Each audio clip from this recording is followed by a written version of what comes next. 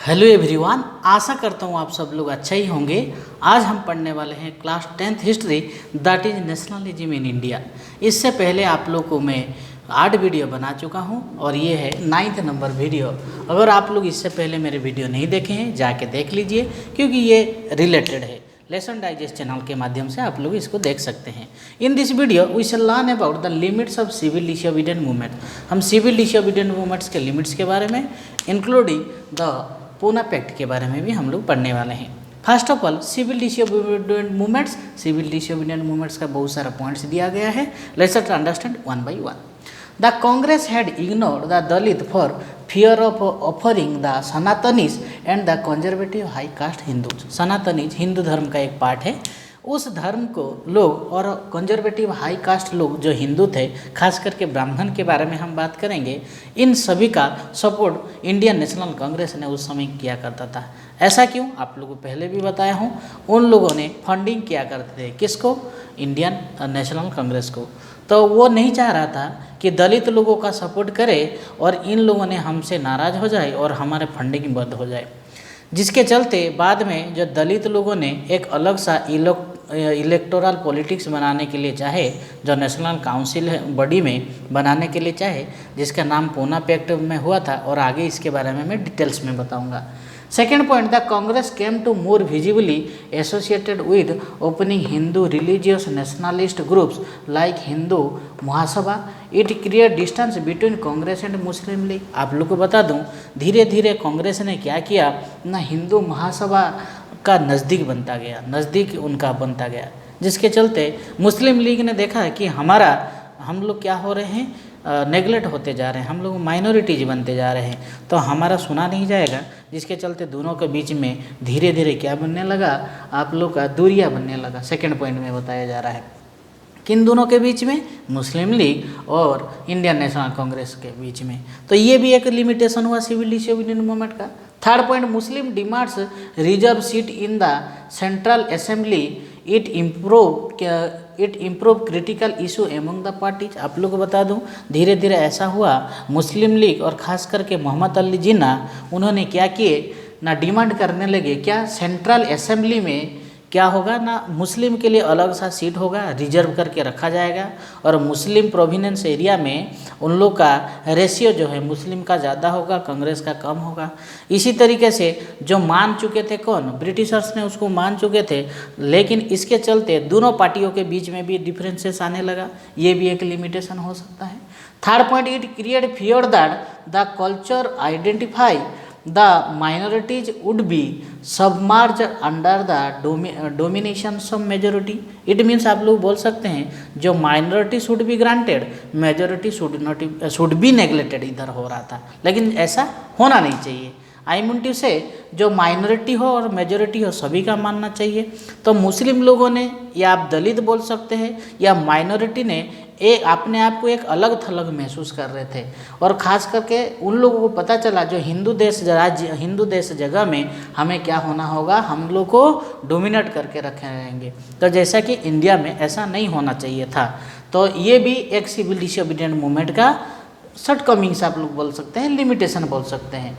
The last one, it dominated industrial labour classes. जैसे कि आप लोग जानते हैं, इंडिया में लेबर क्लासेस और इंडस्ट्रियल बिजनेसमैन दोनों के बीच में इंडियन नेशनल कांग्रेस ने किसको सपोर्ट कर रहा था, बिजनेस क्लासेस को। जब बिजनेस क्लासेस को सपोर्ट कर रहा था तो लेबर क्लासेस जो है वो अलग थलग पड़ रहे थे, यानी कि उनको डोमिनेट किया जा रहा था, जो कि ऐसा नहीं होना चाहिए था। गांधी जी का ऐसा उद्देश्य भी नहीं था। तो ये था आपका limitation of civil disobedient movement. अभी बात करेंगे, जैसे कि मैं पहले पॉइंट में आप लोगों को बताया था, पूना पैक्ट के बारे में पढ़ने वाले हैं, that is Poona pact. Poona pact के बारे में जो हम पढ़ेंगे, ये पूना पैक्ट का स्टोरी इस पॉइंट्स के माध्यम से समझते हैं और अलग से आप लोग को कुछ बताया जाएगा। सबसे पहले लिखा गया doctor BR Ambedkar who organise Dalit into the depressed classes association in 1930 में जो BR आम्बेडकर के द्वारा ऑर्गेनाइज किया गया था दलित एसोसिएशन। दलित कौन है? जैसे कि डिप्रेस क्लासेस, छोटे का जात के लोग हैं, जिसको गांधी जी हरिजन के नाम पे जान रहे थे, बोलते थे, क्योंकि उस समय इंडियन नेशनल कांग्रेस उन लोग को प्राधान्य नहीं दे रहा था, इम्पोर्टेंस नहीं दे रहा था। तो इसी के चलते जो बी आर अम्बेडकर 1930 के बाद एक एसोसिएशन बना लिए।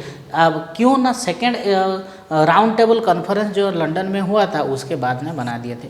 सेकेंड राउंड टेबल कॉन्फ्रेंस में क्या हुआ था ना, इंडिया के लिए हिंदू लोगों के लिए यानी कि सभी हिंदूज़ के लिए एक कॉन्स्टिट्यूशन बनेगा, इलेक्टोरल बॉडीज बनेगा, लेकिन मुस्लिम लोगों के लिए भी उसी तरह इलेक्टोरल बॉडी बनेगा। तो ये तो गलत था।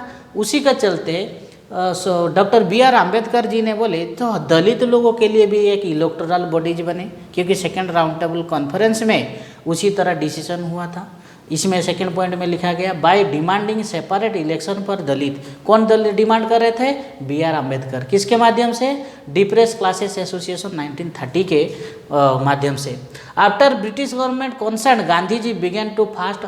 जो ब्रिटिश गवर्नमेंट ने इसको रजामंदी दे दिया था, यस बोल दिया, तो गांधी जी ने स्टार्ट बोल दिए ऐसा नहीं होगा, जब तक मेरा जीवन है मैं ऐसा करने ही नहीं दूंगा। तो गांधी जी ने क्या किए? Gandhi ji began a fast unto death. Death तक मैं जीवन भर ऐसे फास्टिंग करूंगा, बिना खाए पिए रहूंगा अगर इस तरह हो। उनको समझाने के लिए कोशिश की है। किसको? आप doctor B R Ambedkar ji को कोशिश किया गया है। आप लोगों को बता दो, गांधी जी के मन में ऐसे डिप्रेस और ऊंच नीच ऐसे कोई भावना नहीं था। उन सभी को एकत्रित लेकर ही यूनाइटेड इंडिया बन सकता है, वो जानते थे। इसके चलते वो दलित लोगों को हरिजन के नाम पे भी बुलाया करते थे। जो हरिजन है वो दलित नहीं हो सकते हैं। और इवन आप ये अपने आप को एक डिप्रेस क्लासेस का भी पार्ट बताते हुए गांधी जी ने टॉयलेट को भी साफ किए हुए थे। तो गांधी जी नहीं चाह रहे थे कि इंडिया में यूनाइटेड अगर रहना है तो सभी प्रकार लोगों को हम लोग को लेकर चलना है। जिसके चलते गांधी जी आजीवन मतलब मरने तक उन्होंने क्या किया? फास्टिंग करने का निर्णय ले लिए थे, आदेश मान लिए थे। ही बिलीव दैट, जैसे कि मैं आप लोगों को बताया, ही believe that separate electorates for Dalit would slow down the process of integration in society. Society में जो इंटीग्रेशन है, जो एकता है, वो एकता के भावना को हमें दूर कर देगा।